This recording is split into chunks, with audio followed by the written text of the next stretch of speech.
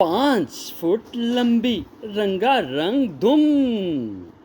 جی ہاں، یہ دم ہے مور کی، جو سانپ کا دشمن ہے اور اسے 1000 آنکھوں والا پرندہ بھی کہا جاتا ہے۔ مور کے پروں کی خاص بات، ہم سب کا جانا پہچانا اور پسندیدہ پرندہ ہے۔ اللہ تعالیٰ نے اس کی دم میں بے شمار رنگ بھر دیے ہیں۔ مور جب اپنی رنگا رنگ دم پھیلاتا ہے تو یہ منظر بہت دلکش لگتا ہے۔ بھاری بھرکم ہونے کے باوجود مور دور تک اڑ سکتا ہے۔ مور انسانوں سے بہت جلد مانوس ہو جاتا ہے، یہی وجہ ہے کہ لوگ اسے بڑے شوق سے پالتے ہیں۔ پالتو موروں کی بڑی حفاظت کرنا پڑتی ہے۔ السلام علیکم دوستو، کیا آپ مور کے بارے میں جاننا چاہتے ہیں کہ مور کی کتنی اقسام ہیں؟ تو آپ ہمارے ساتھ رہیے گا۔ آپ سے ریکویسٹ ہے، ویڈیو کو لائک کریں، چینل کو سبسکرائب کریں اور بیل آئیکن کو پریس کرنا نہ بھولیے گا، تاکہ ہر نئی آنے والی ویڈیو کا نوٹیفیکیشن آپ کو مل سکے اور آپ مزے سے ویڈیو دیکھ سکیں۔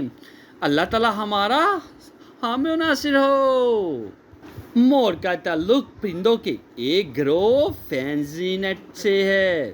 جی ہاں، اس گروہ فینزیٹ فیملی سے ہے۔ تیتر اور بٹیر بھی اس گروہ میں شامل ہیں۔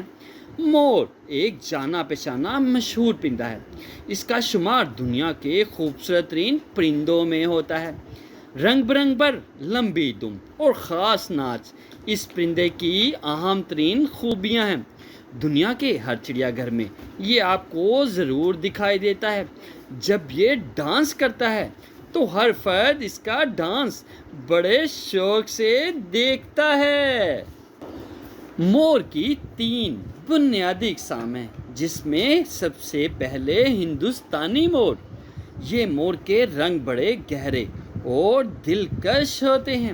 یہ مور بھارتی صوبے تامل ناڈو سے لے کر سری لنکا کے علاقوں تک پایا جاتا ہے۔ اس کی یہ قسم صوبہ سندھ میں بھی ملتی ہے۔